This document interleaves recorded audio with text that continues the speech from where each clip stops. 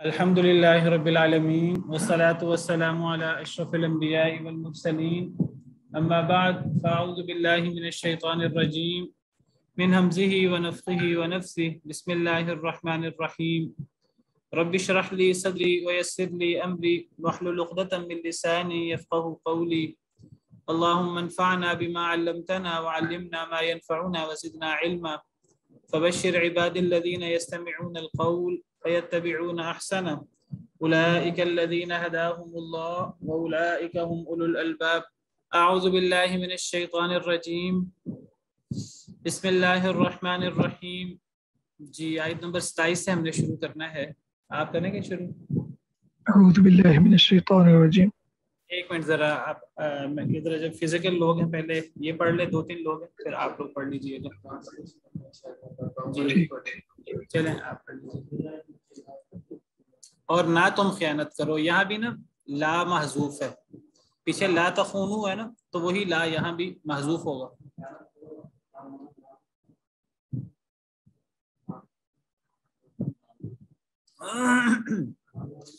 بس ٹھیک ہے، جزاکم اللہ. یا ایھا الذین آمنوا لا تخونوا اللہ والرسول وتخونوا اماناتکم وانتم تعلمون. اے وہ لوگوں جو ایمان لائے ہو، جنہیں ایمان کا دعویٰ ہے، لا تخونوا اللہ، نہ تم خیانت کرو اللہ کی، والرسول اور رسول کی، نبی کریم صلی اللہ علیہ وسلم کی، یعنی اللہ اور اللہ کے رسول کی خیانت نہ کرو. وتخونوا اماناتکم، اور نہ تم خیانت کرو اماناتکم، اپنی امانتوں کی. یہاں تخونوا سے پہلے لا نہیں ہے، وتخونوا تو اس کو کہتے ہیں عطف. تو جب عطف اس کا پیچھے لا تخون اللہ پہ ہے تو واو عطفہ ہے، تو پھر یہ تخونوا سے پہلے بھی لا ہے. ویسے بھی جنہوں نے گرامر پڑھی ہے تو اس کی ایک علامت یہ بھی ہے کہ اس سے پہلے بھی لا ہے. اس لا کو کہتے ہیں عربی زبان میں گرامر میں لا نہیں، یعنی یہ لا فعل کو نہیں کر دیتا ہے. فعل نہیں کیا چیز ہے؟ ایک فعل امر ہوتا ہے اور ایک فعل نہیں ہوتا ہے. فعل امر میں کسی چیز کا حکم دیا جاتا ہے، اور فعل نہیں میں یعنی نہ کرنے کا حکم دیا جاتا ہے، یعنی کسی چیز سے روکا جاتا ہے. اور فعل امر اور فعل نہیں دونوں میں اصل میں یہ جو لفظ تخون ہے، یہ اصل میں تخونون تھا. یخون یخونانی یخونون، تخون تخونانی، یخونین تخون تخونانی تخونون، تخونون ہے اصل میں، تو اس کا نون گرا ہوا آخر سے تخونون. تو یہ نون جو گرا ہے وہ لا کی وجہ سے گرا ہے. فعل امر میں بھی یہ نون گر جاتا ہے، اور فعل نہیں میں بھی جب پیچھے لائے نہیں آئے جو روکنے کے معنی میں ہوتا ہے. مثلا اگر ہو لفظ تکتمون، تم چھپاتے ہو، یہ فعل مضارع ہے. اگر اس سے فعل نہیں بنائیں گے تو کیا بنائیں گے؟ لا تکتمو. لا تکتمون نہیں ہوگا، لا تکتمو یعنی نہ تم چھپاؤ، تو پھر وہ جب فعل نہیں ہوتا تو نون گر جاتا ہے. تو یہ نون لا تخون اللہ یہاں بھی گرا ہوا ہے، اور وتخونوا اماناتکم یہاں بھی نون گرا ہوا ہے. اگر اس سے پہلے لا ہم محذوف نہ نکالیں تو پھر کیا ہونا چاہیے؟ وتخونون اماناتکم ہونا چاہیے. اور پھر ترجمہ ہوگا کہ اے وہ لوگوں جو ایمان لائے ہو، نہ تم خیانت کرو اللہ کی اور رسول کی، اور تم خیانت کرتے ہو اپنی امانتوں کی. لیکن یہ نہیں ہے، وتخونون نہیں ہے، تو یہ مضارع نہیں ہے. جس طرح پیچھے لا تخونوا نہیں ہے، فعل نہیں، اسی طرح وتخونوا یہ بھی فعل نہیں ہے، اس سے پیچھے بھی لا محذوف ہے. واضح ہو گیا؟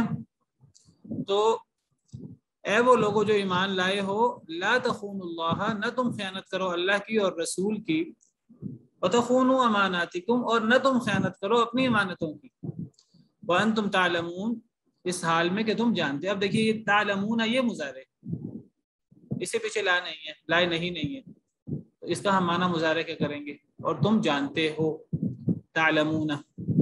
اگر اس سے پیچھے بھی لا آ جائے، لا تعلمو، پھر نون گر جائے گا، نہ تم جانو پھر اس کا مطلب ہوگا.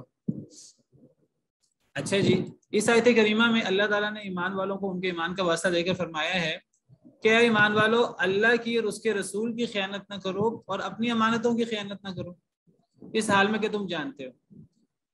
تو امانت میں خیانت تو واضح ہے، آپ سب کو پتہ ہے کہ انسان کسی سے کوئی امانت لے، کوئی کسی کو امانت دے تو اس امانت کو ادا کرنا چاہیے، امانت کی ادائیگی ہونی چاہیے، امانت کی رعایت ہونی چاہیے۔ اللہ تعالیٰ نے ایمان والوں کی صفت بیان کی ہے، ایمان والوں کی جو صفات بیان کی ہیں ان میں والذین هم لاماناتهم وعهدهم راعون، وہ لوگ جو اپنی امانتوں اور اپنے عہد کی رعایت رکھتے ہیں۔ تو امانت کی رعایت اور عہد کی رعایت، وعدے کی پاسداری، اس کا مطلب امانت ادا کرنا، وعدے کو پورا کرنا، جس کو ایفائے عہد کہتے ہیں۔ تو وہ وعدے کی پاسداری ہو گئی، اور امانت کی رعایت کیا ہوئی کہ امانت ادا کی جائے۔ کوئی آپ کو امانت دے، قرض دے، قرض بھی امانت ہے، تو اس کو پھر واپس کرنا۔ آپ کے پاس کوئی چیز رکھوائے، اس کو ایز اٹ از واپس کرنا، اس میں کمی بیشی نہ کرنا۔ اور امانت کی ادائیگی کے اندر یہ چیز بھی شامل ہے کہ انسان کو کوئی عہدہ ملے، کوئی اختیار ملے، تو انسان اس عہدے اور اس اختیار کا پاس رکھے، یعنی جو ذمہ داری دی گئی ہے انسان اس ذمہ داری کو بدرجہ اتم پورا کرے۔ جس طرح اللہ تعالیٰ سورہ نساء میں فرماتے ہیں ان اللہ یأمرکم ان تؤدوا الامانات الی اہلھا، کہ بے شک اللہ تعالیٰ تمہیں حکم دیتے ہیں کہ تم امانتوں کو ان کے اہل کی طرف ادا کر دو۔ کیا مطلب؟ یعنی اگر میرے پاس اختیار ہے کہ میں نے کسی کو کسی جگہ سلیکٹ کرنا ہے، اور وہ سلیکٹ کرنے کا اختیار میرے پاس ہے، میں سلیکشن بورڈ کا حصہ ہوں، تو مجھے اس سیٹ پر کسی کیپیبل بندے کو بٹھانا ہے، یہ بھی امانت ہے۔ اگر میں وہاں دنیاوی مفادات کے تحت رشوت لے کر، کوئی اور دنیاوی فائدہ لے کر، کوئی رشتہ داری، کوئی اس طرح کی چیز، کوئی سفارش، غلط سلط، اس کی بنا پر کسی کو میں وہ سیٹ دے دوں، وہ اہل نہ ہو، تو یہ بھی امانت کی ادائیگی نہیں ہے۔ اور پھر مجھے کوئی عہدہ ملے، کسی کو کوئی عہدہ ملے، اس عہدے میں جو شرائط اور جو قواعد و ضوابط لگائے گئے ہیں ان قواعد و ضوابط کا دھیان نہ رکھا جائے۔ جہاں تک کیمرہ اور جو چیز نوٹ میں آتی ہے، جو چیز پتہ لگتی ہے وہاں دھیان کر لیا، جو چیز پتہ نہیں لگتی وہاں اونچ نیچ کر لی۔ اللہ معاف کرے، ہمارے یہاں پاکستان میں سرکاری محکموں میں یہ چیز بہت زیادہ ہے، پرائیویٹ محکموں میں بھی موجود ہے۔ ہر بندہ کوشش کرتا ہے کہ وہ داؤ لگائے اور وہ جان چھڑائے اپنی کام سے۔ تو بہرحال یہ سب چیزیں امانت کی خیانت میں یہ سب چیزیں بھی آتی ہیں۔ تو جانتے بوجھتے امانت میں خیانت نہ کرو۔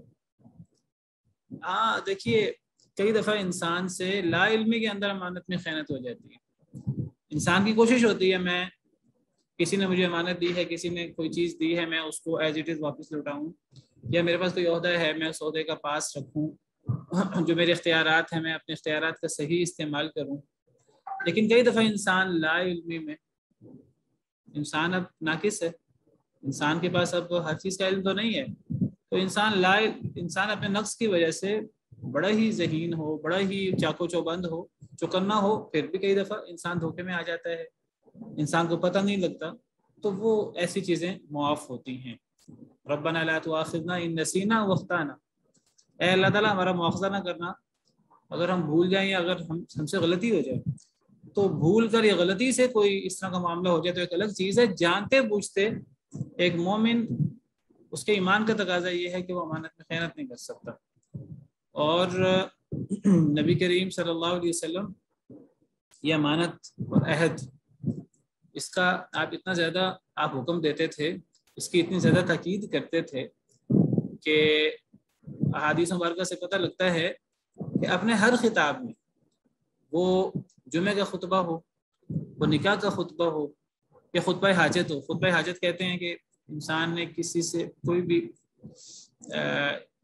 کسی کو نصیحت کرے، کوئی کسی کو واعظ کرے، نبی یا عالم، بڑا استاد، لیڈر، حکمران، تو یہ خطبہ حاجت، اس کو خطبہ حاجت کہتے ہیں اس کو۔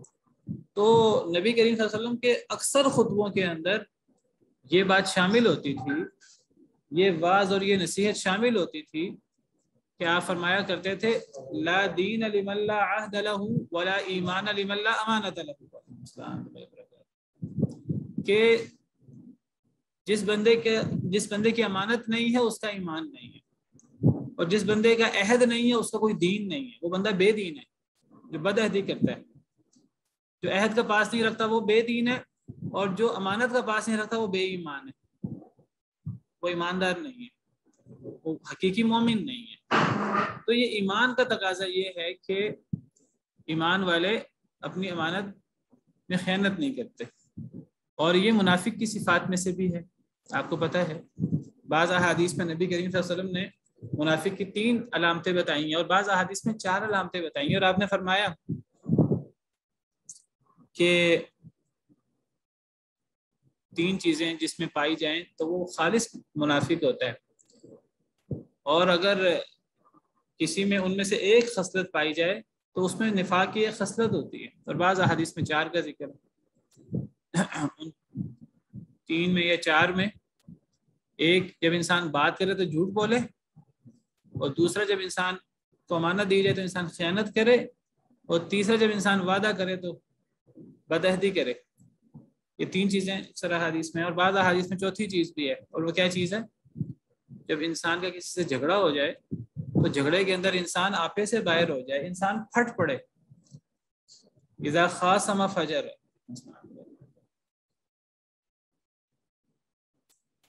تو جھوٹ، امانت میں خیانت اور بد عہدی، اکثر احادیث میں 3 کا ذکر ہے، اور بعض احادیث میں 4تھی چیز، جب انسان بات کرے تو جب انسان کا جھگڑا ہو جائے تو انسان جھگڑے میں اپنے اوپر کنٹرول نہ کر سکے، انسان پھٹ پڑے، اور انسان غصے سے آپے سے باہر ہو کر انسان کے منہ میں جو مغلظات آئیں پھر انسان وہ بکے، اور پھر انسان کو اپنے اوپر کنٹرول ختم ہو جائے۔ تو یہ نفاق کی علامت ہے۔ جس میں یہ تینوں یا چاروں پائی جائیں وہ تو پکا منافق ہے، اور جس میں ان میں سے کوئی خصلت پائی جاتی ہے اس میں نفاق کی خصلت موجود ہے، یہ عملی نفاق کی صورت ہے۔ تو بہرحال ہمارے دین کے اندر امانت کی ادائیگی، سچ بولنا، عہد کی پاسداری وغیرہ، اور اپنی زبان کو کنٹرول کرنا، اس کی بڑی اہمیت ہے، لیکن اللہ معاف کرے جتنی زیادہ اہمیت ہے اس کی ہمارے دین میں، مسلمان اللہ معاف کرے ہم سب بھی اس میں شامل، اللہ تعالیٰ ہم سب کو بچائے۔ زیادہ تر مسلمان ان چیزوں میں کوتاہی کا شکار ہے۔ امانت میں خیانت ہمارے ہاں عام ہے، بدعہدی ہمارے ہاں عام ہے، لوگ وعدہ کر لیتے ہیں، وعدے کا پاس ہی نہیں کرتے، اور جھوٹ ہمارے ہاں عام ہے، اور اسی طرح جھگڑا، آپ کو پتہ ہے ہم جھگڑالو لوگ ہیں بحیثیت قوم، خاص طور پر پنجاب کے لوگ جو ہیں ان میں آکڑ اور بہت زیادہ ہے لڑائی جھگڑا۔ تو بہرحال اللہ تعالیٰ نے یہاں امانت میں خیانت سے منع کیا۔ اچھا سوال یہ پیدا ہوتا ہے کہ تم اپنی امانتوں کی خیانت نہ کرو، یہ تو واضح ہو گیا۔ اللہ اور اللہ کے رسول کی خیانت اور اپنی امانتوں کی خیانت، اس میں کیا فرق ہے؟ یہ ایک ہی چیز ہے یا اس میں کوئی فرق ہے؟ کیونکہ آیت کریمہ میں اللہ تعالیٰ فرماتے ہیں اے ایمان والو، اللہ اور اللہ کے رسول کی خیانت نہ کرو اور اپنی امانتوں کی خیانت نہ کرو، اور اس حال میں کہ تم جانتے ہو۔ تو امانت کی خیانت کے بارے میں تو میں نے بات کر دی، تو اب کیا یہی اللہ اور اللہ کے رسول کی خیانت بھی ہے، یا پھر اللہ اور اللہ کے رسول کی خیانت سے کچھ اور مراد ہے؟ کون بتائے گا آپ میں سے؟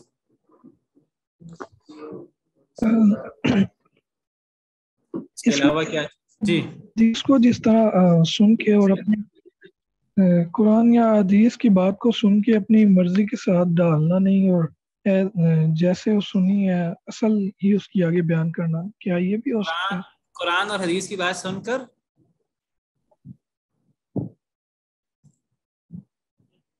جی قرآن و سنت کی بات کر کے اپنا منمانا مفہوم بیان کرنا، چلیں اس کو بھی یعنی اللہ اور اللہ کے رسول سے خیانت کی ایک صورت کہہ سکتے ہیں۔ اللہ اور اللہ کے رسول کی خیانت سے کیا مراد ہے؟ کیا اس سے مراد بھی ہم یہی امانت میں خیانت مراد لیں جس کا بھی ذکر ہوا، یا اس سے کچھ اور مراد ہے؟ جی وہ وعدہ ہے، اس وعدے کی خلاف ورزی کرنا. چلیں اور کوئی. ایک اللہ تعالیٰ نے جو ہمیں امانت سونپی ہے کہ جو اولاد ہے وہ اس کی اچھی پرورش کرنا، تو اگر ہم نہ کریں تو وہ اس امانت میں خیانت ہوگی. ہاں یہ تو عام خیانت ہو گئی نا، یعنی ہمارے پاس اولاد یہ بھی ایک بہت بڑی امانت ہے اللہ کی. ہمارے پاس عہدہ جیسے میں نے بات کی، یہ تو وہ تخونوا اماناتکم کے اندر آ گیا ہے نا.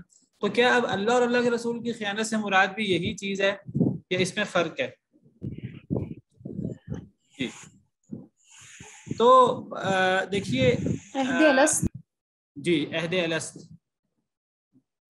یہ بھی جی تو عہد الست وہ ایک عہد ہے. ویسے تو آپ دیکھیں کہ یعنی بد عہدی کرنا، عہد توڑنا، یہ بھی بد عہدی بھی ہے اور یہ امانت میں خیانت کی بھی ایک صورت بن جاتی ہے. بہرحال میں خود ذکر کر دیتا ہوں. بعض مفسرین تو کہتے ہیں کہ امانت میں خیانت یہی اللہ اور اللہ کے رسول سے خیانت بھی ہے، کیونکہ امانت کا پاس رکھنا، امانت کا دھیان کرنا یہ اللہ اور اللہ کے رسول کا حکم ہے. اکثر مفسرین کہتے ہیں کہ اللہ اور اللہ کے رسول کی خیانت کیا ہے کہ اللہ اور اللہ کے رسول کے احکامات پر عمل نہ کرنا. سیدھی سی بات ہے، یعنی اللہ کا حکم ہمارے سامنے ہو اور ہم اس پر عمل نہ کریں تو یہ اللہ کی خیانت ہو گئی. نبی کا حکم ہمارے سامنے ہو، حدیث ہو، اور ہم اس پر عمل نہ کریں تو یہ نبی کی خیانت ہو گئی. اور جو امانت میں خیانت، جو عام امانت کی خیانت جس کو ہم سب سمجھتے ہیں، وہ بھی اس معنی کے لحاظ سے جو میں نے کیا آپ کے سامنے، وہ بھی اللہ اور اللہ کے رسول کی خیانت کی ایک صورت بنتی ہے. کیونکہ اللہ کا حکم بھی ہے امانت کی ادائیگی کی جائے، اور رسول کا حکم بھی، کل تفصیل سے بات ہوئی ہے، اللہ اور اللہ کے رسول کا حکم ایک ہی ہوتا ہے. اللہ اور اللہ کے رسول کے حکم میں کوئی فرق نہیں ہے. قرآن کی بات ہو یا حدیث کی بات ہو، دونوں اللہ کا حکم ہے، دونوں رسول کا حکم ہے. قرآن بھی ہمیں رسول نے دیا ہے اور سنت بھی رسول کے واسطے سے ہم تک پہنچی ہے، اور دونوں اللہ کی طرف سے ہیں. تو قرآن و سنت کے احکامات میں سے ایک حکم امانت میں خیانت بھی ہے. تو گویا کہ عام جس کو ہم امانت میں خیانت کہتے ہیں، کوئی ہمارے پاس عہدہ ہے، کوئی ہمارے پاس اولاد کی صورت میں امانت ہے، بڑی اچھی مثال آئی، یا اس طرح کی جتنی بھی صورتیں ہیں وہ عام امانت میں خیانت کے اندر بھی آتی ہیں، اور وہ اللہ اور اللہ کے رسول سے خیانت کی بھی ایک صورت ہے. اور اللہ اور اللہ کے رسول کی خیانت سے مراد اللہ اور اللہ کے رسول کے احکامات کی مخالفت ہے. یعنی اللہ نے جو ہمیں احکامات دیے، اللہ اور اللہ کے رسول نے اگر ہم ان اللہ کے اور اللہ کے رسول کے احکامات پر، ان حکموں پر عمل نہ کریں تو یہ خیانت ہو جائے گی. اور اللہ اور اللہ کے رسول نے جن سے ہمیں روکا ہے، اگر ہم ان سے نہ روکیں تو یہ بھی خیانت ہو جائے گی. اور یہ بات یاد رکھیے کہ ابھی میں نے جو امانت میں خیانت کے حوالے سے بات کی ہے، اور یہ اسلام میں کتنا بدترین عمل ہے امانت میں خیانت، کہ یہ منافقت ہے بہت بڑی. اور جو بندہ امانت کی ادائیگی نہیں کرتا تو وہ بندہ بے ایمان ہوتا ہے، وہ ایماندار نہیں ہوتا، وہ اس کو اپنے آپ کو ایمان والا کہلانا ہے. لا ایمان لمن لا امانت لہ. تو یہ جب عام امانت اتنی جو ہے وہ اللہ کے ہاں ناپسندیدہ ہے، تو جو عام لوگوں کی آپس کی امانت ہے، تو پھر اللہ اور اللہ کے رسول کی خیانت کتنی ناپسندیدہ ہوگی اللہ کے ہاں. تو بہرحال اللہ اور اللہ کے رسول کے احکامات پر عمل درآمد کرنا یہ بہت اہم ہے، اور اللہ اور اللہ کے رسول کی نافرمانی یہ بہت بڑا گناہ ہے. ہم اس کو بڑا گناہ سمجھیں یا نہ سمجھیں. کئی لوگ اللہ اور اللہ کے رسول کا حکم آتا ہے پرواہ نہیں کرتے، قرآن کا حکم سنایا جائے، حدیث کا حکم سنایا جائے، پرواہ نہیں ہے. اور کل میں نے اس حوالے سے تفصیل سے بات کی تھی کہ مومن کا کام یہ نہیں ہے. دیکھیے مومن کا کام ہے اس کا عقیدہ ہو کہ میں نے اللہ اور اللہ کے رسول کا ہر حکم ماننا ہے. عملی کوتاہی کہیں ہو جائے تو انسان توبہ کر لے. ہمارے ہاں اللہ معاف کرے ایسے مسلمان بھی ہیں، مسلمان کہلاتے ہیں، ان کا عقیدہ بھی یہ ہے کہ ہم نے اللہ اور اللہ کے رسول کا حکم نہیں ماننا، ہم نے فلاں فلاں حکم ماننا ہے، فلاں فلاں حکم نہیں ماننا. باقاعدہ انہوں نے اصول بنا رکھے ہیں کہ اگر اللہ اور اللہ کے رسول کا حکم ہمارے امام کے قول کے خلاف ہو گیا تو اللہ اور اللہ کے رسول کا حکم یا تو منسوخ ہو سکتا ہے یا اس کی تعویل کی جائے گی. ایسے ایسے اصول موجود ہیں مسلمانوں کے یہاں، آپ حیران ہوں گے. باقاعدہ یہ اصول موجود ہے، فقہ کی کتابوں میں آپ کو مل جائے گا کہ جی ہر وہ آیت جو ہمارے اصحاب کے اور ہمارے علماء کے قول کے خلاف ہو تو یا وہ آیت منسوخ ہوگی یا اس آیت کی تعویل کی جائے گی. باقاعدہ ایک اصول موجود ہے. یعنی یہ مسلمانوں کے ہاں آپ حیران ہوں گے یہ اصول موجود ہے. اور یہ اصول بھی موجود ہے ہر وہ حدیث جو ہمارے اصحاب اور ہمارے علماء کے قول کے خلاف تو یا وہ منسوخ ہوگی یا اس کی تعویل کی جائے گی. یعنی کیا مطلب تعویل کی جائے گی؟ یا تو منسوخ سمجھیں گے اس کو، اس آیت کو یا حدیث کو، یا تعویل کی جائے گی.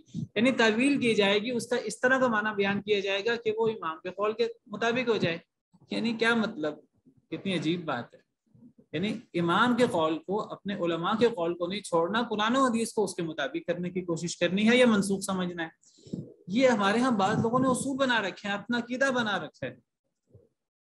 عملی کوتاہی ایک الگ چیز ہے بالکل. یہ تو عقیدہ یعنی کچھ لوگوں نے بنا رکھا ہے اور یہ اس کو ایک جگہ اپلائی نہیں کرتے، اس کو ایک اصول کے طور پہ جگہ جگہ اپلائی کرتے ہیں. اور یہاں تک کہتے ہیں، منہ سے باقاعدہ اقرار کرتے ہیں جی حق تو اس معاملے میں فلاں کے ساتھ ہے، لیکن چونکہ ہم فلاں امام اعظم کے، فلاں امام صاحب کے ہم مقلد ہیں تو ہم پر فلاں امام صاحب کی تقلید واجب ہے. یہ اصول آپ نے کہاں سے لیا ہے؟ یعنی آپ اللہ کی بات کو چھوڑ کر، نبی صلی اللہ علیہ وسلم کی بات کو چھوڑ کر ایک امتی کی بات کو مانیں گے جس کی بات صحیح بھی ہو سکتی ہے، غلط بھی ہو سکتی ہے. اور کسی کی بات کو چھوڑنا یہ کسی کی توہین نہیں ہے اگر وہ قرآن و سنت کے خلاف ہو. اور وہ جو ائمہ کرام ہیں سب ہمارے سر کا تاج ہیں، ہمارے سر آنکھوں پر ہیں. وہ سب ائمہ کرام یہ فرما گئے ہیں کہ میری بات قرآن و سنت کے خلاف ہو سکتی ہے، مجھے غلطی لگ سکتی ہے. اور وہ کہہ گئے ہیں اگر میری بات کتاب و سنت کے خلاف ہو تو میری بات کو چھوڑ دینا، کتاب و سنت کو لے لینا. ہم تقلید کا دعویٰ بھی کرتے ہیں، اپنے ائمہ کرام کی پیروی اور ان کی بات ماننے کا دعویٰ بھی کرتے ہیں، اور ہم یہاں امام صاحب کی بات چھوڑ دیتے ہیں. صرف امام صاحب کی بات نہیں چھوڑتے، اللہ کی بات بھی چھوڑتے ہیں، نبی کی بات بھی چھوڑتے ہیں، اور اپنے امام جس کی تقلید کا دعویٰ کرتے ہیں اس کی بات بھی چھوڑ دیتے ہیں.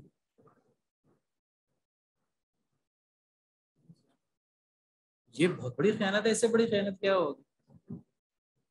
یعنی دیکھیے، ایک تو ہے عملی کوتاہی ہو جائے. میں تو کہتا ہوں ایک وہ مطلب مسلمان ہی نہیں ہے کہ جس کا یہ عقیدہ نہ ہو کہ اللہ کا حکم آ گیا میں ہر بات چھوڑ دوں گا، حدیث آ گئی میں اپنی بات، ماں باپ کی بات، اپنے ائمہ کی بات، اپنے علماء کی بات، پوری دنیا کی بات ایک طرف ہو جائے، پوری دنیا کے علماء ایک طرف ہو جائیں، قرآن و سنت کی بات اگر ان کے خلاف ہوگی تو میں سب لوگوں کی بات چھوڑ دوں گا. میں اجماع کی بات نہیں کرتا.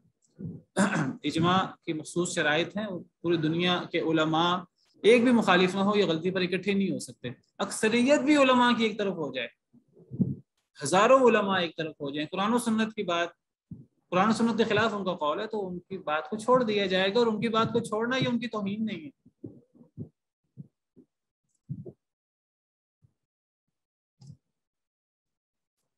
جی اگلی آیت کریمہ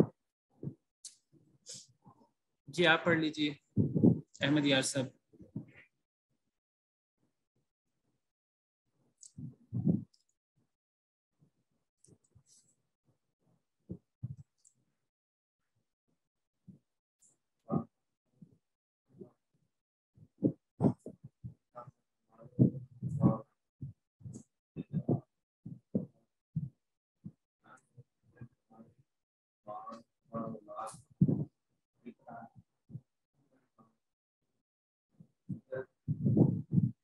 اور بے شک اللہ تعالیٰ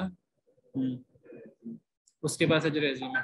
وَاعْلَمُوا أَنَّمَا أَمْوَالُكُمْ، اور جان لو کہ بے شک اموالکم تمہارے مال، و اولادکم اور تمہاری اولادیں، فتنۃ فتنہ ہیں، آزمائش ہیں.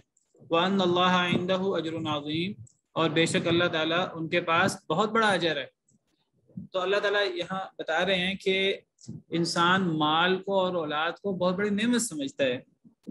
مال اور اولاد بہت بڑی نعمت بھی ہیں اللہ تعالیٰ کی، لیکن یہ بہت بڑی آزمائش بھی ہیں. اللہ کی ہر نعمت آزمائش ہے. اس دنیا میں انسان کو جو نعمت ملتی ہے وہ نعمت آزمائش ہے، جو مصیبت آتی ہے وہ مصیبت بھی آزمائش ہے. اسی طرح مال اور اولاد یہ بہت بڑی نعمت ہوتی ہیں اللہ کی. اب انسان کا رویہ پھر اس نعمت کو انسان کے لیے یہ نعمت رہنے دیتا ہے، یا اس نعمت کو انسان کے لیے، انسان کا رویہ اسے مصیبت بنا دیتا ہے، اپنے لیے دشمن بنا دیتا ہے اپنے مال اور اپنے اولاد کو. یعنی اگر مال اور اولاد کا جو فتنہ ہے، جو آزمائش ہے، اللہ کی نعمت ہے، اگر اس نعمت میں انسان کا کام ہے اللہ کی نعمت میں انسان شکر ادا کرے. جتنی بڑی نعمت ہوگی انسان کو اتنا بڑا شکر ادا کرنا ہے. وعلیکم السلام ورحمۃ اللہ وبرکاتہ۔ اگر مال ہے تو انسان کو اللہ کا شکر بھی ادا کرنا ہے زبان سے، اور انسان کو عمل سے شکر ادا کرنا ہے۔ عمل سے شکر کیا ہے کہ انسان اس مال کو اللہ کے احکامات کے مطابق خرچ کرے، صدقہ خیرات کرے جس طرح اللہ نے حکم دیا ہے، زیادہ سے زیادہ اپنی آخرت کے لیے اس کو محفوظ کرے۔ اگر اولاد ہے تو انسان اللہ کی اس نعمت کا زبان سے بھی شکریہ ادا کرے، اور انسان اپنی اولاد کو دین سکھائے، اللہ کی پہچان کروائے اور اچھی تربیت کرے ان کی، تو پھر یہ جو بہت بڑی نعمت ہے، یہ نعمت رہتی ہے ہمارے لیے۔ اور اگر انسان مال اور اولاد جو اللہ کی طرف سے نعمت ہیں، انعام ہیں، اگر انسان ان کا شکریہ ادا نہ کرے، انسان ان کی وجہ سے اللہ سے دور ہو جائے، ان کی وجہ سے اللہ کے نافرمانی میں مبتلا ہو جائے، اور زیادہ تر لوگ مال اور اولاد کی وجہ سے فتنے کا شکار ہو جاتے ہیں، اللہ سے دور ہو جاتے ہیں۔ کہ مال اور اولاد انہیں حرام کاری پر اور غلط طریقے سے مال کمانے پر اور ناجائز کام کرنے پر ابھارتے ہیں۔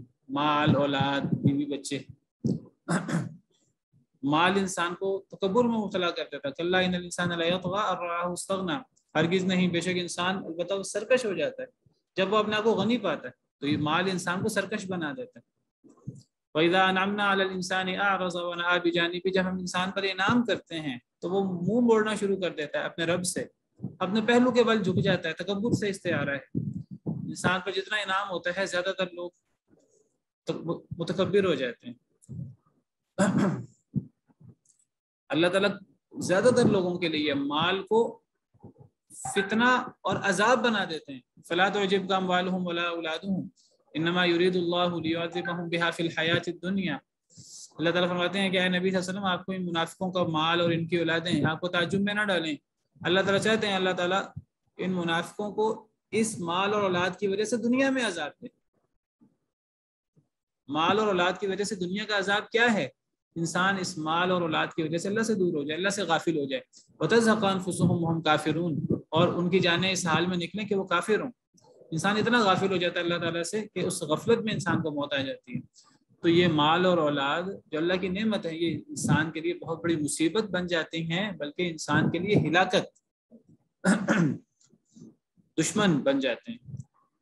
یا ایھا الذین آمنوا ان من ازواجکم واولادکم عدوا لکم فاحذروہم۔ سورۃ تغابن میں فرمایا اے ایمان والو، تمہارے بعض جوڑے، مرد ہو تو عورت، عورت ہو تو مرد، اور تمہاری اولادیں بعض، یہ تمہارے دشمن ہیں۔ عدوا لکم فاحذروہم، ان سے بچ کر رہو۔ تو یہاں اسی چیز کی طرف اشارہ کیا کہ انسان سمجھتا ہے کہ مال اور اولاد بڑی نعمت ہیں، اور انسان بعض دفعہ زیادہ تر اس نعمت میں انسان اس کا حق ادا نہیں کر پاتا۔ تو جان لو کہ مال اور اولاد صرف نعمت نہیں ہے، یہ فتنہ بھی ہیں۔ تو اب فتنہ ہے تو پھر انسان کو پھونک پھونک کر قدم رکھنا ہوگا۔ اللہ کے احکامات کے مطابق انسان مال کمائے گا اور مال کو خرچ کرے گا، اور اللہ کے احکامات کے مطابق اولاد کی تربیت کرے گا، تو انسان اس آزمائش میں کامیاب ہوگا، ورنہ نہیں۔ اور یہ بھی یاد رکھیں کہ جب انسان، جیسے میں نے کہا کہ یہ اللہ کا انعام ہے، اور انسان کے عمل سے یہ انسان کے لیے مصیبت بنتے ہیں مال اور اولاد، یا یہ انسان کے لیے نعمت بنتے ہیں۔ تو جیسے مال اور اولاد انسان کے غلط رویے سے انسان کے دشمن اور فتنہ بن جاتے ہیں، مصیبت بن جاتے ہیں، ورنہ یہ مال اور اولاد اللہ کی بہت بڑی نعمت بھی ہیں، یہ بھی یاد رکھیں۔ ہم بعض دفعہ کہ جی مال اور اولاد فتنہ ہیں، تو بعض لوگ کہتے ہیں جی بس مال کے تو قریب ہی نہیں پھٹکنا چاہیے، یہ مال تو نحوست ہی نحوست ہے۔ اور اسی طرح اولاد کے بارے میں بھی وہ سمجھتے ہیں کہ جی یہ دنیا کی نعمتیں ہیں، یہ دنیا کی نعمتوں میں ہم نے نہیں پڑھنا، تو یہ مصیبت ہی مصیبت ہے۔ نہ یہ صرف انعام اور نعمت ہے کہ یہ آزمائش نہ بنے اور یہ دشمن نہ بنے، اور نہ ہی یہ صرف مصیبت ہے، یہ بہت بڑی مصیبت بھی ہیں، بہت بڑا فتنہ بھی ہے مال اور اولاد، اور یہ بہت بڑا اللہ کا انعام بھی ہے۔ یہی مال انسان کو جنت میں لے جاتا ہے، اور یہی اولاد انسان کو جنت میں لے جاتی ہے اگر انسان ان کا حق ادا کرے تو۔ یعنی وہ انسان قابل رشک ہوتا ہے۔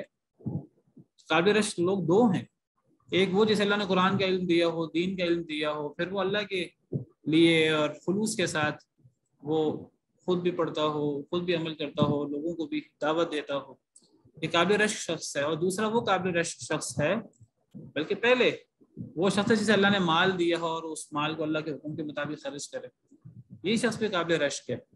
تو یہ مال انسان کو، آپ دیکھیے صدقے کے بارے میں کتنی فضیلت ہے قرآن و حدیث میں، اور لگتا ہے کہ صدقہ انسان کو ہر مصیبت سے بچاتا ہے۔ نبی صلی اللہ علیہ وسلم نے فرمایا، آپ نے قیامت کا منظر بیان کیا اور آپ نے فرمایا اللہ تعالیٰ ہر بندے سے حساب لے گا، اور اللہ اور بندے کے درمیان کوئی ترجمان بھی نہیں ہوگا۔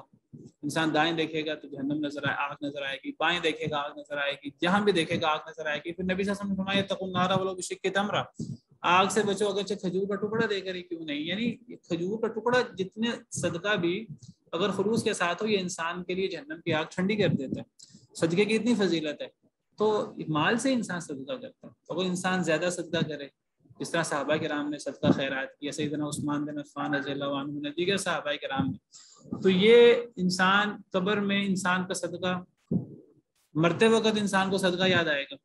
قرآن میں اللہ تعالیٰ فرماتے ہیں کہ موت آنے سے پہلے پہلے صدقہ کر لو، یہ نہ ہو کہ مرتے وقت تم کو کہ تھوڑی سی مہلت مل جائے کہ میں صدقہ کر لوں یا میں نیک انسان بن جاؤں۔ قبر میں صدقہ انسان کو جو ہے وہ قبر کے عذاب سے بچاتا ہے، صحیح حدیث مبارکہ کے مطابق۔ قیامت کے دن صدقہ انسان کو اللہ کے عرش کا سایہ نصیب کرے گا۔ جو لوگ 7 لوگ جنہیں اللہ کے عرش کا سایہ نصیب ہوگا، ان میں سے وہ شخص بھی ہے جو اس طرح خرچ کرے کہ وہ دائیں ہاتھ سے خرچ کرے، بائیں ہاتھ کو پتہ نہ لگے کہ اس نے کیا خرچ کیا ہے، چھپا کر صدقہ کرے۔ تو یہ مال بہت بڑی نعمت بھی ہے اللہ تعالیٰ کی، صرف یہ نحوست نہیں ہے۔ اسی طرح اولاد، یہ بھی اللہ کی بہت بڑی نعمت ہے، بہت بڑی نعمت ہے۔ نبی صلی اللہ علیہ وسلم نے فرمایا کہ اگر انسان اپنے بچے کی اچھی تربیت کرے تو انسان فوت ہو جاتا ہے، انسان کا عمل جاری رہتا ہے۔ ان میں سے ایک ولد صالح یدعو لہ، نیک اولاد جو انسان کے لیے دعا کرے، اچھی تربیت جس کی انسان نے کی ہو، تو یہ اولاد انسان کو پوری زندگی، بلکہ زندگی، وہ اولاد فوت بھی ہو جائے، وہ اولاد انسان کے لیے صدقہ جاریہ بنتی ہے، اور وہ ایسی نیکیاں کر جاتی ہے کہ وہ اولاد بھی فوت ہو جائے پھر بھی ماں باپ کو ثواب ملتا رہتا ہے اور اولاد کو بھی ثواب ملتا رہتا ہے۔ تو بہرحال ہمارے دین اسلام میں صرف رہبانیت نہیں ہے کہ ہم مال اور اولاد کو صرف نحوست ہی سمجھیں، جس طرح عیسائیت میں یا دیگر بعض مذاہب میں ہے، وہ شادی کو اور مال کو اور ان چیزوں کو وہ بعض دفعہ کہتے ہیں یہ نحوست ہی ہے۔ ہمارے ہاں بعض صوفی حضرات بھی اس قسم کی باتیں کرتے ہیں۔ تو یہ بات یاد رکھیے کہ اگر مال اور اولاد اللہ سے دور کرتے ہیں پھر یہ فتنہ ہے بہت بڑی اور انسان کے دشمن ہے، لیکن یہ نہیں ہے کہ جس انسان کے پاس بھی مال ہے بس وہ اللہ کا نافرمانی ہے، یہ بھی ضروری نہیں ہے۔ اللہ کے انبیاء کرام علیہ السلام، اللہ کے نبیوں سے افضل کون ہوگا؟ تو اللہ کے انبیاء میں سے ایسے انبیاء بھی تھے جو بہت بڑے بادشاہ بھی تھے اور بہت بڑے مالدار بھی تھے، بلکہ ان جیسی انعام تو اللہ نے کسی اور پر کیا ہی نہیں۔ سیدنا سلیمان علیہ السلام، سیدنا داؤد علیہ السلام کی مثال ہمارے سامنے، سیدنا ایوب علیہ السلام ہمارے سامنے صبر کی ایک مثال ہے۔ لیکن آپ کو پتہ ہے کہ اللہ نے سیدنا ایوب علیہ السلام کو اتنا مال دیا، ان کے صحت مند ہونے کے بعد، صحیح بخاری کی حدیث ہے کہ وہ نہا رہے تھے تو سونے کی ٹڈیاں ان کے اوپر گرنا شروع ہو گئیں، اتنا اللہ نے مال دیا۔ صحابہ کرام زیادہ تر ان میں غریب لوگ تھے لیکن مالدار لوگ بھی تھے۔ عشرہ مبشرہ میں سیدنا عثمان بن عفان رضی اللہ عنہ، سیدنا عبد الرحمن بن عوف، کئی صحابہ کرام بہت مالدار تھے۔ تو یہ اسلام میں مال یا اولاد صرف نحوست نہیں ہے، ان کا غلط استعمال انہیں نحوست بناتا ہے اور انہیں مصیبت بناتا ہے۔ جہاں اللہ تعالیٰ نے دشمن کا لفظ استعمال کیا، وہاں اللہ نے ان من ازواجکم و اولادکم عدو لکم، تمہاری بعض بیویاں، تمہاری بعض اولادیں تمہارے دشمن ہوتی ہیں، ساری نہیں۔ تو دوسری آیت میں فرمایا المال والبنون زینت الحیات الدنیا والباقیات الصالحات خیر عند ربک ثوابا وخیر عملا۔ مال اور بیٹے، اولاد میں بیٹے زیادہ بڑی نعمت ہے، تو مال اور بیٹے یہ دنیا کی زینت ہے، یعنی آزمائش ہیں اللہ تعالیٰ کی بہت بڑی، دنیا کی زینت ہیں۔ والباقیات الصالحات، اور باقی رہنے والے نیک اعمال خیر عند ربک ثوابا، اللہ کے نزدیک ثواب کے اعتبار سے زیادہ بہتر ہیں، وخیر عملا، اور آخرت میں امید کے اعتبار سے زیادہ بہتر ہیں۔ تو یہ مال اور اولاد یہ باعث امید بھی بن جاتے ہیں، باعث ثواب بھی بن جاتے ہیں۔ اسی لیے اس آیت کے آخری حصے میں اللہ فرماتے ہیں وَأَنَّ اللَّهَ عِندَهُ أَجْرٌ عَظِيمٌ، اور بے شک اللہ کے پاس اجر عظیم ہے۔ یعنی کیا مطلب ہے اس کا؟ اگر آیت کے شروع کے اور آیت کے آخر کو جوڑیں تو کیا مطلب بنے گا؟ اس کا مطلب یہ بنے گا کہ مال اور اولاد فتنہ ہیں، اگر یہ تمہیں اللہ سے دور کریں تو ان سے دور ہو جاؤ، تم ان کو چھوڑ دو بجائے اس کے کہ یہ تمہیں اللہ سے دور کریں، تم ان کی وجہ سے آزمائش میں مبتلا نہ ہونا، تم پھر مال کو چھوڑ، مال سے کنارہ کش ہو جانا، اولاد سے کنارہ کش ہو جانا، اگر یہ تمہیں اللہ سے دور کریں تو پھر تم اجر اللہ سے لے لینا، اور یا پھر مال کو اللہ کے راستے میں خرچ کیا جائے، اولاد کی اچھی تربیت کی جائے دین کے مطابق، تو اس کا اللہ کے ہاں بہت بڑا اجر ہے۔ جی اگلی آیت آپ پڑھ لیں، جی آپ پڑھ لیں امین صاحب، نہیں آپ کے پاس، چلیں آن لائن پڑھ لیں۔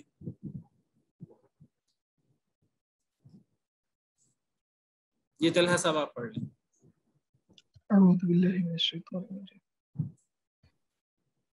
وَإِذْ يَمْكُرُ بِكَ الَّذِينَ یا ایھا الذین آمنوا اتقوا اللہ، یا ایھا الذین آمنوا، اے لوگو جو ایمان لائے ہو، ان تتقوا اللہ، اگر تم ڈرو اللہ سے یا تقوی اختیار کرو، یجعل لکم، وہ بنا دے گا، لکم تمہارے لیے، فرقانا، فرق کرنے والا، فرقان، ویکفر، فرقان، فرقان کا مطلب فیصلہ کن چیز یا فتح یا نصرت، مختلف معنی ہیں جو علماء نے کیے ہیں۔ جی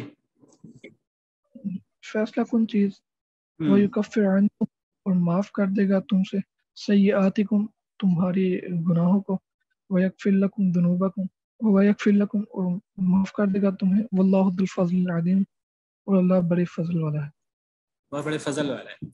تو اے ایمان والو، اگر تم اللہ سے ڈرو تو اللہ بنائے گا تمہارے لیے فرقان، یعنی یہ اللہ کا انعام ہے۔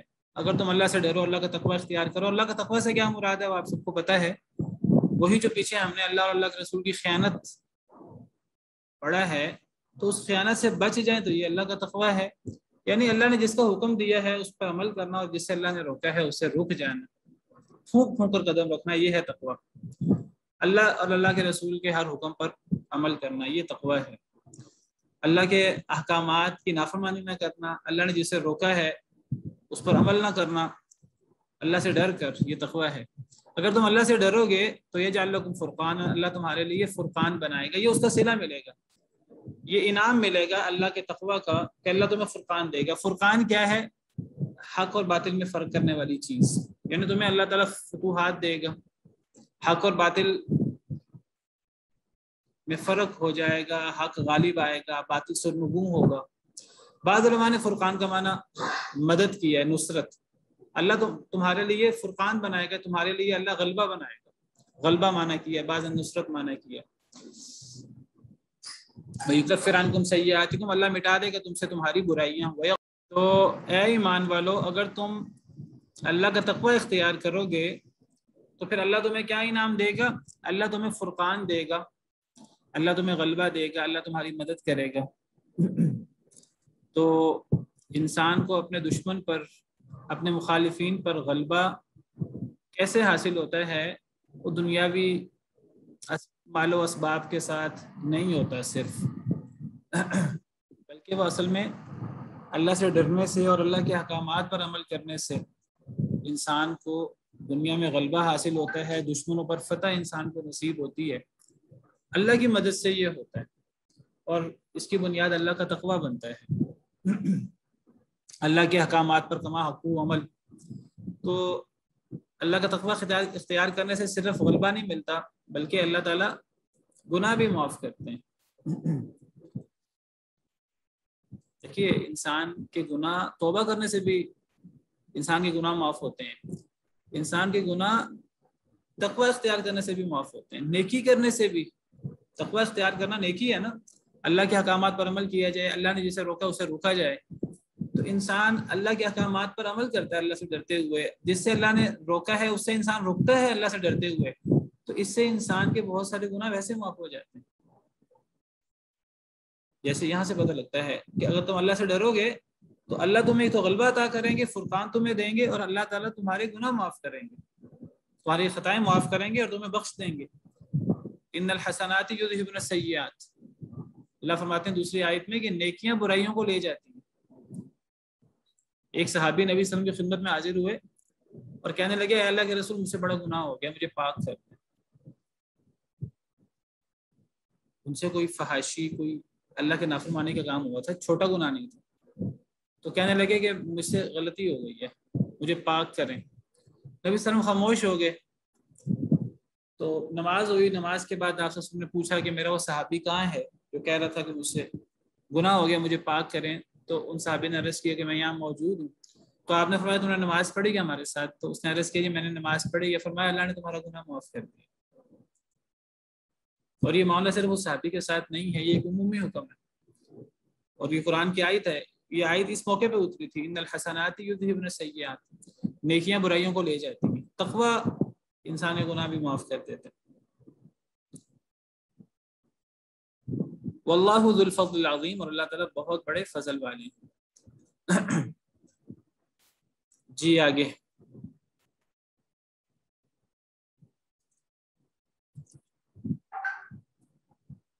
جی کوئی اور پڑھ لیں۔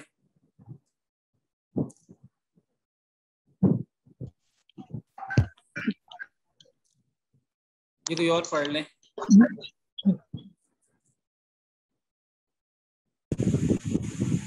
جی اعوذ باللہ من الشیطان الرجیم۔ وَإِذْ، اور جب یمکرو وہ چال چلتا ہے، بکا تمہارے ساتھ، الذین، جب چال چل رہے تھے، مضارع ہے نا، مضارع کا معنی کریں، جب چال چل رہے تھے تم آپ کے ساتھ، اور جب وہ چال چل رہے تھے آپ کے ساتھ، الذین کفروا، وہ لوگ جنہوں نے کفر کیا، لیثبتوک، تاکہ وہ ثابت رکھیں آپ کو قید کر دیں۔ یہ یہاں اثبت قید کرنے کے معنی میں ہے۔ او یقتلوک، یا قتل کر دیں آپ کو، او یخرجوک، یا نکال دیں آپ کو، وَيَمْكُرُونَ، اور وہ چال چلتے ہیں، وَيَمْكُرُ اللَّهُ، اور اللہ بھی چال چلتا ہے، وہ چال چل رہے تھے اور اللہ بھی تدبیر کر رہے تھے۔ جی اللہ، اور اللہ خیر الماکرین، بہتر تدبیر کرنے والے ہیں۔ جی تو پچھلی آیت میں فرمایا کہ اگر تم اللہ سے ڈرو گے تو اللہ تمہیں غلبہ عطا کریں گے، اور اللہ تمہاری خطائیں بھی معاف کریں گے، اللہ تمہاری مغفرت کریں گے، اللہ بہت بڑے فضل والے ہیں۔ تو اس آیت کریمہ میں اللہ نے اسی اپنی مثال پیش کی ہے۔ اللہ مثال سے سمجھا رہے ہیں کہ اس وقت کو یاد کرو نبی صلی اللہ علیہ وسلم کے حوالے سے، کہ جب چال چل رہے تھے، یمکرو واحد کا صیغہ، لیکن چونکہ آگے اس کا فاعل الذین کفروا جمع ہے، اس لیے جمع کا معنی کریں۔ جب چال چل رہے تھے بیکا آپ کے ساتھ، اے اللہ کے رسول، الذین کفروا کافر لوگ، کیا چال چل رہے تھے کہ وہ آپ کو قید کر دیں، یا آپ کو قتل کر دیں نعوذ باللہ، یا آپ کو نکال دیں مکہ مکرمہ سے۔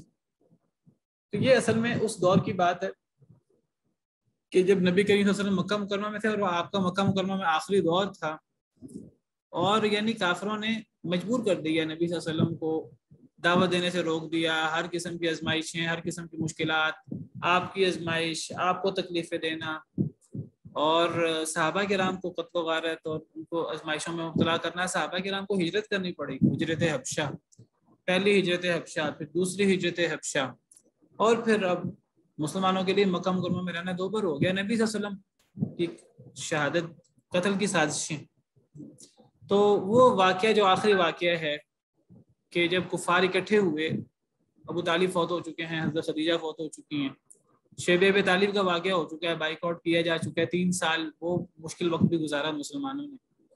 تو اب انہوں نے کہا کہ اب ہم سے صبر نہیں ہوتا، اب تو پھر کیا کریں۔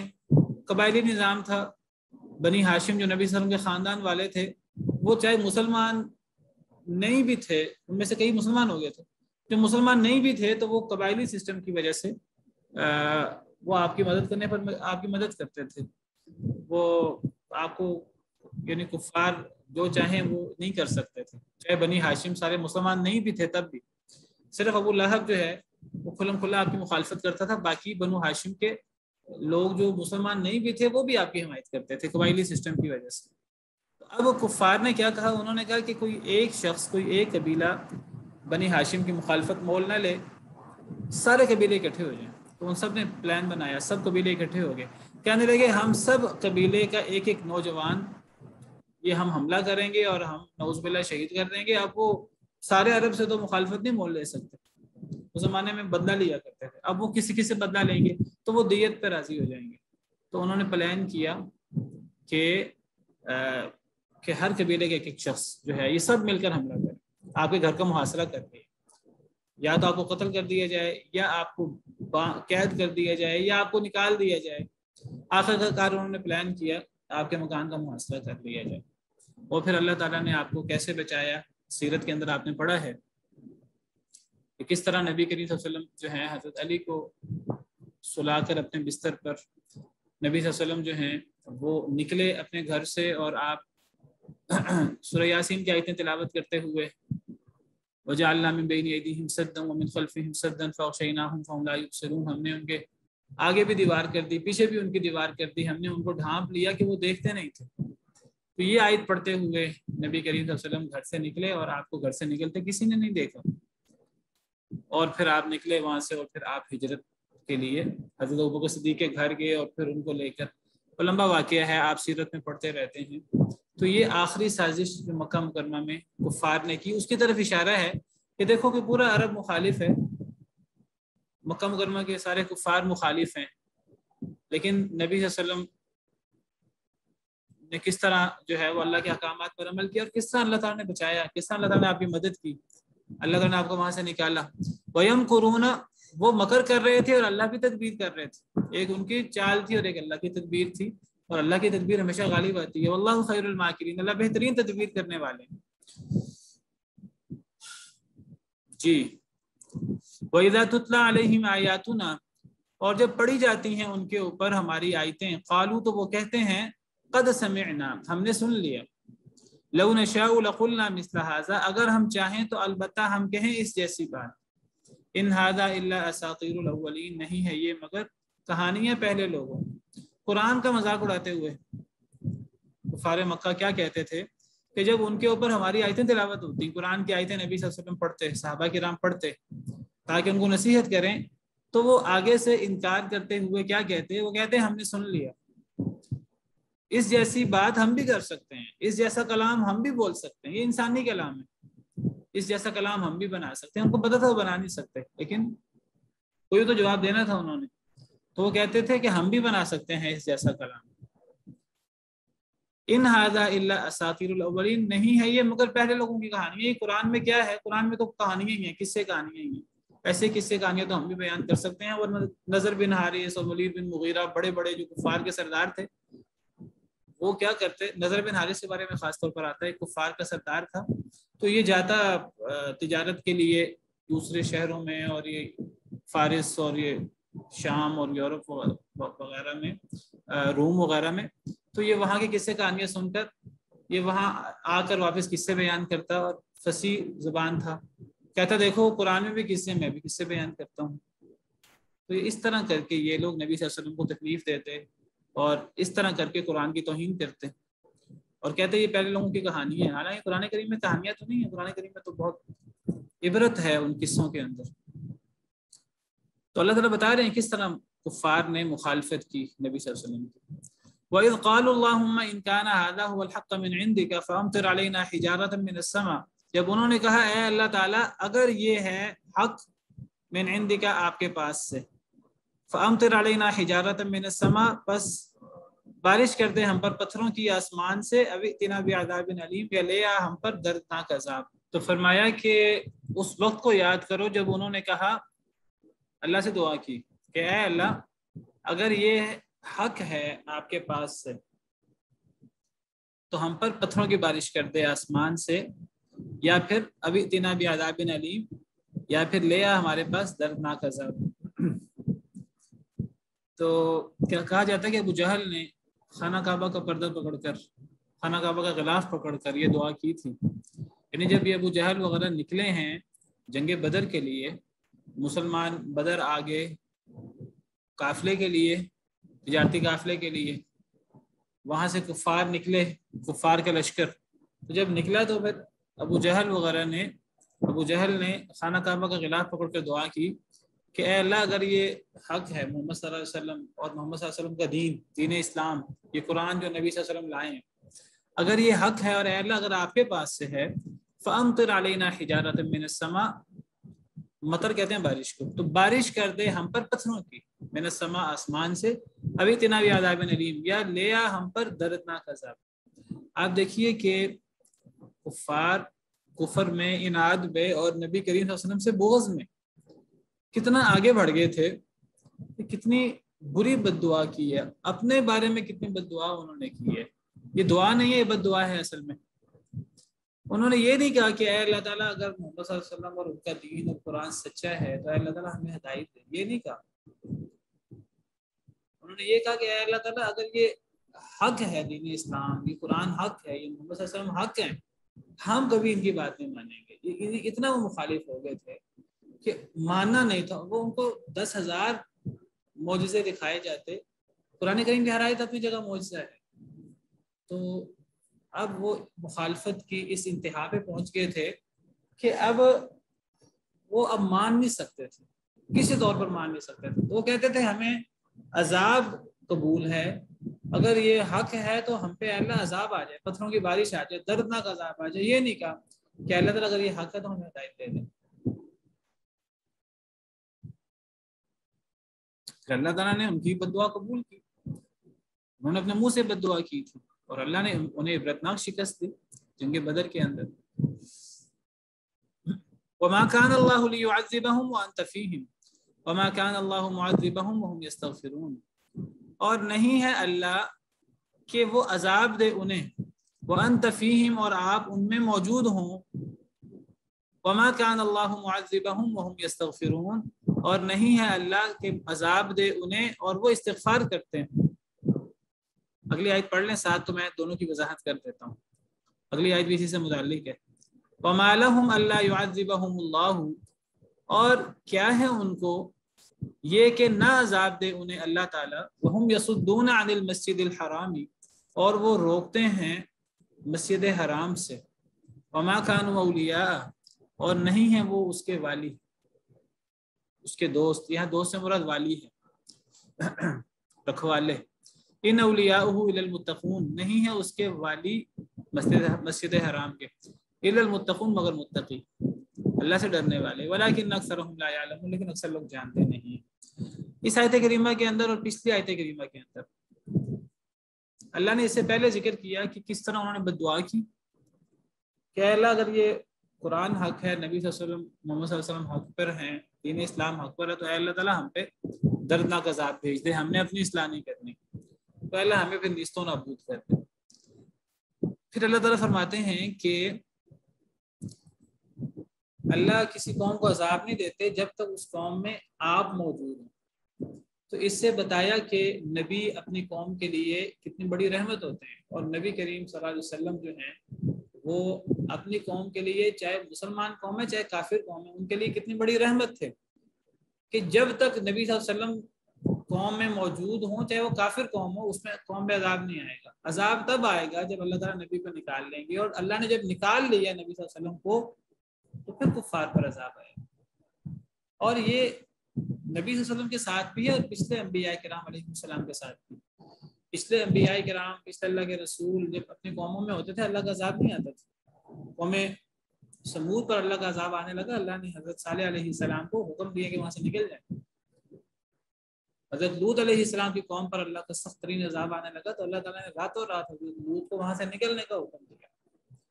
اور یہ اللہ کی ایک سنت ہے کہ اللہ نے جب کسی قوم پر عذاب بھیجنا ہوتا ہے، اللہ تعالیٰ وہاں کے نبی کو وہاں سے نکلنے کا کہتے ہیں، فَأَسْرِ بِأَهْلِكَ بِقِطْعٍ مِّنَ اللَّيْلِ، راتوں رات نکل جاؤ۔ حضرت لوط کو اللہ نے حکم دیا تھا، اور جب نبی صلی اللہ علیہ وسلم یہاں سے نکلے ہیں، اللہ نے فرمایا تھا کہ وَإِن كَادُوا لَيَسْتَفِزُّونَكَ مِنَ الْأَرْضِ لِيُخْرِجُوكَ مِنْهَا، یہ آپ کو پھسلائیں گے کہ یہ آپ کو زمین سے نکال دیں، مکہ سے نکال دیں۔ وَإِذًا لَا يَلْبَسُونَ خِلَافَكَ إِلَّا قَلِيلًا، یہ بھی پھر مکہ مکرمہ میں زیادہ عرصہ رہ نہیں سکیں گے۔ اللہ نے سورہ بنی اسرائیل میں یہ پیش گوئی بھی کر دی تھی، اور پھر بڑے بڑے سردار جنگ بدر کے اندر مردار ہوئے، اور جو باقی رہ گئے تھے وہ بھی مکہ مکرمہ میں اپنا غلبہ نہیں رکھ سکے، حالانکہ بہت طاقت تھی، بہت غلبہ تھا کفار کے پاس، فتح مکہ کے موقع پر سب جو ہیں وہ سب کو جھکنا پڑا اور سب مسلمان ہو گئے. تو فرمایا کہ جب تک آپ ان میں موجود ہیں اللہ انہیں عذاب نہیں دیں گے. تو نبی کا وجود کتنی بڑی رحمت ہے مسلمانوں کے لیے بھی اور کافروں کے لیے بھی. وما ارسلناک الا رحمۃ للعالمین وما کان اللہ معذبہم وهم یستغفرون. اور اللہ انہیں نہیں عذاب دے گا کہ وہ استغفار کرتے ہیں. اس سے استغفار کی فضیلت کا پتہ لگتا ہے کہ جو لوگ اللہ سے معافی مانگتے ہوں، ڈرتے ہوں، گناہ گار بھی ہو لوگ لیکن اللہ سے ڈرنے والے ہوں اور اللہ سے استغفار کرنے والے ہوں، تو استغفار اتنی بڑی عبادت ہے کہ جو قوم استغفار کرنے والی ہے اس قوم پر اللہ کا عذاب نہیں آتا، گناہ گار ہوں چاہے. کفار مکہ سے بڑھ کر اور گناہ گار کیا ہوں گے. لیکن فرمایا اگر یہ استغفار کریں، اگر یہ غفرانک کہیں، اگر یہ استغفر اللہ کہیں، تو استغفار اتنی بڑی نیکی ہے کہ استغفار کے نتیجے میں بھی عذاب نہیں آتا. اس سے استغفار کی فضیلت کا پتہ لگتا ہے. لیکن اگلی آیت میں اللہ تعالیٰ کیا فرما رہے ہیں، ذرا اس پہ غور کریں. اللہ نے فرمایا کہ آپ ان میں موجود ہیں، اللہ انہیں عذاب نہیں دیں گے. یہ استغفار کریں تو اللہ انہیں عذاب نہیں دیں گے. لیکن اگلی آیت میں فرمایا کہ انہیں کیا ہے کہ اللہ انہیں عذاب نہ دے. وَهُمْ يَصُدُّونَ عَنِ الْمَسْجِدِ الْحَرَامِ، وہ مسجد حرام سے لوگوں کو روکتے ہیں. وَمَا كَانُوا أَوْلِيَاءَ، اور وہ مسجد حرام کے والی بھی نہیں. یعنی اصل میں مشرکین مکہ کو ایک مغالطہ تھا کہ ہم بڑے نیک ہیں، ہم بیت اللہ کے رکھوالے ہیں، ہم حاجیوں کو پانی پلاتے ہیں، اور ہمارا تو عرب کے اندر ایک بڑا مقام ہے اور ہمارا اللہ کی نظر میں بھی بڑا مقام ہے، اور اس وجہ سے ہمیں عذاب نہیں آئے گا. دیکھیے کچھ لوگوں نے نا اپنے آپ کو شیطان کے وسوسے ہوتے ہیں، شیطان کے وسوسوں سے اپنے آپ کو مطمئن کیا ہوتا ہے. ہمارے ہاں بہت سے لوگوں نے اپنے آپ کو مطمئن کیا ہوا ہے کہ جی ہم چونکہ لا الہ الا اللہ محمد رسول اللہ پڑھتے ہیں، ہم مسلمان ہیں. ایک مسلمان کبھی شرک میں مبتلا نہیں ہو سکتا. ایک مسلمان کبھی جو ہے نا وہ اپنے آپ کو جو ہے لوگ صرف آرزوؤں کا، خواہشات کا شکار کر لیں. یہودیوں نے بھی اپنے آپ کو آرزوؤں کا شکار کیا ہوا تھا. ہم اللہ کے بیٹے ہیں، اللہ کے محبوب ہیں، ہمیں عذاب نہیں ہوگا، ہم جہنم میں نہیں جائیں گے، اگر گئے بھی تو چند دن. تو یہ قریش نے بھی اپنے آپ کو اس خواہشات کا شکار کیا ہوا تھا کہ ہم تو بیت اللہ کے رکھوالے ہیں، ہم تو بڑے جو ہیں وہ معزز ہیں. پورے عرب لوگ حج کرنے آتے تھے، وہ ننگا طواف کرتے تھے، غلط تھا وہ بھی. وہ کہتے تھے ہم گناہ گار لوگ ہیں. صرف قریش جو ہے وہ کپڑے پہن کے طواف کرتے تو کہتے تھے ہم خاص لوگ ہیں.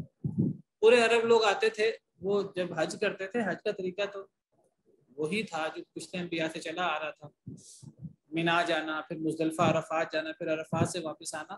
تو سارا عرب عرفات جا کر واپس آتا تھا. قریش عرفات نہیں جاتے تھے، یہ مزدلفہ سے واپس آ جاتے تھے.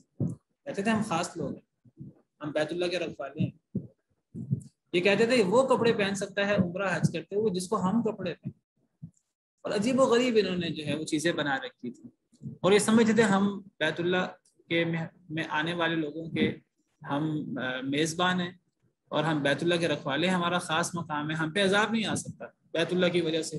اور ابرہہ کا وہ جو لشکر آیا تھا، اس ابرہہ کے لشکر میں اللہ نے بیت اللہ کو بچا لیا. تو انہیں بڑے مغالطے وہاں سے ہو گئے تھے کہ ہم پر عذاب نہیں آئے گا. تو اللہ تعالیٰ فرما رہے ہیں کہ انہیں کیا ہو گیا کہ اللہ انہیں عذاب نہ دے. اللہ انہیں عذاب کیوں نہ دے؟ یہ بیت اللہ کے رکھوالے نہیں ہیں، یہ تو بیت اللہ سے لوگوں کو روکتے ہیں. اور اللہ نے فرمایا کہ انہیں کوئی مغالطہ نہ ہو کہ بیت اللہ کے رکھوالے ہیں. وما کانوا اولیاء، یہ بیت اللہ کے والی بھی نہیں ہے، بیت اللہ کا والی وارث نہیں ہے. بیت اللہ کا والی وارث کون ہے؟ ان اولیاءہ الا المتقون، نہیں ہے اس کے اولیاء بیت اللہ کے الا المتقون مگر متقی. یعنی مسجد کا وارث ایک مشرک اور ایک اللہ کا نافرمان نہیں ہو سکتا، چاہے وہ اپنے آپ کو جتنا مرضی دعویٰ کرے کہ میں ایک مسجد کا میں والی ہوں. مشرکین مکہ کے بارے میں اللہ فرما رہے ہیں مشرکین مکہ کا دعویٰ غلط ہے. وہ حاجیوں کو پانی پلاتے ہوں، وہ حاجیوں کی خدمت کرتے ہوں، وہ جو مرضی بیت اللہ کا عزت کرتے ہوں، احترام کرتے ہوں. یہ عزت و احترام کرنے سے، حاجیوں کو پانی پلانے سے یہ اللہ کہ ہاں یہ چیز ان کو اللہ کے عذاب سے نہیں بچا سکتی. یہ بیت اللہ کے والی وارث نہیں ہے. ایک مشرک، ایک اللہ کا نافرمان مسجد کا، اور مسجدوں کی جو اصل بنیاد بیت اللہ کا والی وارث ہو ہی نہیں سکتا. دوسری آیت میں اللہ تعالیٰ فرماتے ہیں ما کان للمشرکین ان یعمروا مساجد اللہ، शाहिदीन अला अनफुसिहिम बिलकुफ्र, मुश्रिकीन के लिए ये लायक ही नहीं है कि अल्लाह की मस्जिदों को आबाद करें, अपने ऊपर अपने नफ्सों पर कुफर की गवाही देते हुए। मुशरिक अल्लाह की मस्जिदों की तामीर आबादकारी नहीं कर सकते। एक मुशरिक जितना मर्जी कहे कि मैं बैतुल्लाह का वाली हूँ, वो बैतुल्लाह का वाली नहीं। अल्लाह फरमाते हैं इन्नमा यामुरु मसाजिद अल्लाही, ये सूरह तौबा की आयत है, इन्नमा यामुरु मसाजिद अल्लाही मन आमन बिल्लाहि वल यौमिल आखिर, अल्लाह की मस्जिदों को आबाद कौन करता है? जो अल्लाह पर ईमान लाता है, आखिरत पर ईमान लाता है। वो अक़ाम अस्सलाता व आता ज़काता, नमाज कायम करता है, ज़कात अदा करता है। वलम यख़शा इल्लल्लाह, जो अल्लाह के अलावा किसी से नहीं डरता। फिर अल्लाह फरमाते हैं अजअलतुम सिक़ायतल हाजी व इमारतल मस्जिदिल हराम कमन आमन बिल्लाह, क्या तुमने हाजियों को पानी पिलाना और मस्जिद हराम की तुम समझते हो कि हम उसकी इबादतकारी करते हैं और हम उसके रखवाले हैं, क्या तुमने इसको ईमान के बराबर समझते हो? जब तक तुम मोमिन नहीं हो तब तक तुम बैतुल्लाह के रखवाले नहीं। ये बहुत बड़ा उसूल है, याद रखिए। फरमाया कि तुम बैतुल्लाह के रखवाले नहीं हो, तुम ये समझो कि चूंकि हम बैतुल्लाह के रखवाले हैं, हम पर अल्लाह का अज़ाब नहीं आ सकता। तुम पर अल्लाह का अज़ाब आ सकता है, बिल्कुल आ सकता है। पहले नहीं आ रहा था, नबी की वजह से नहीं आ रहा था, अब नबी चले गए हैं, अब तुम पर बैतुल्लाह में अज़ाब आ सकता है। इससे क्या उसूल निकला? इससे उसूल ये निकला कि आज कोई जो है वो किसी मस्जिद का एक मालिक बन बैठे और वो कहे कि मस्जिद हमारी है, बाबरी मस्जिद। उससे पहले मस्जिद अक्सा की आप बात कर लीजिए, यहूदी कहेंगे जी वो हमारा किबला है और हम उसके रखवाले हैं, बिल्कुल गलत बात है। यहूदी रहते हुए किसी मस्जिद के रखवाले बन नहीं सकते। मस्जिद अक्सा तो मस्जिद है, सैयदना आदम अलैहिस्सलाम के दौर में बनी थी। बैतुल्लाह सबसे पहली मस्जिद है जो कायम हुई, और बैतुल्लाह के 40 साल के बाद मस्जिद अक्सा सैयदना आदम अलैहिस्सलाम के दौर में तामीर हुई। अल्लाह की मस्जिद है और ये मुसलमानों का किबला अव्वल है, और ये यहूद और नसारा का किबला भी नहीं है। वक्त खत्म हो गया है, मेरे पास वक्त नहीं है। तो यहूद कभी भी मस्जिद अक्सा के रखवाले नहीं बन सकते, मस्जिद अक्सा के वारिस नहीं बन सकते। मस्जिद अक्सा का वारिस बनने के लिए अल्लाह पर ईमान लाना, नबी सल्लल्लाहु अलैहि वसल्लम पर ईमान लाना, नमाज कायम करना, ज़कात अदा करना, अल्लाह के अलावा किसी से ना डरना, ये बहुत ज़रूरी है। मुशरिकीन तो बैतुल्लाह का रखवाला कहलाते हुए और हाजियों को पानी पिलाते हुए वो दावा नहीं कर सकते, तो ये यहूदी कैसे दावा कर सकते हैं मस्जिद अक्सा की तवल्लियत का, और ये हिंदू कैसे दावा कर सकते हैं बाबरी मस्जिद का और इन चीज़ों का? जो मस्जिद है वो मुसलमानों का हक है, चाहे वो किसी की भी है। तो यहाँ अल्लाह ने बात फरमाई है कि अल्लाह इन्हें अजाब क्यों न दे। अब सवाल पैदा होता है कि पिछली आयत में अल्लाह फरमा रहे हैं कि जब तक नबी मौजूद हो अल्लाह अजाब नहीं देंगे, जब तक इस्तिग़फ़ार हो अल्लाह अजाब नहीं देंगे, वहाँ कुल्ली अजाब की बात है। और यहाँ अजाब से मुराद फतह मक्का वगैरह या इस किस्म का अजाब मुराद है, शिकस्त वगैरह। तो इनको शिकस्त हो जाएगी फतह मक्का वगैरह की सूरत में, मुसलमान इन पर गालिब आ जाएंगे, क्योंकि ये बैतुल्लाह के सही रखवाले नहीं है। बैतुल्लाह के रखवाले मुत्तकी लोग हैं, मुसलमान लोग हैं, वलाकिन अक्सरहुम ला यअलमून, लेकिन अक्सर लोग नहीं जानते। चलें, इतना ही काफ़ी है आज। सुब्हान रब्बिका रब्बिल इज़्ज़ति अम्मा यसिफून व सलामुन अलल मुरसलीन वल्हम्दुलिल्लाह।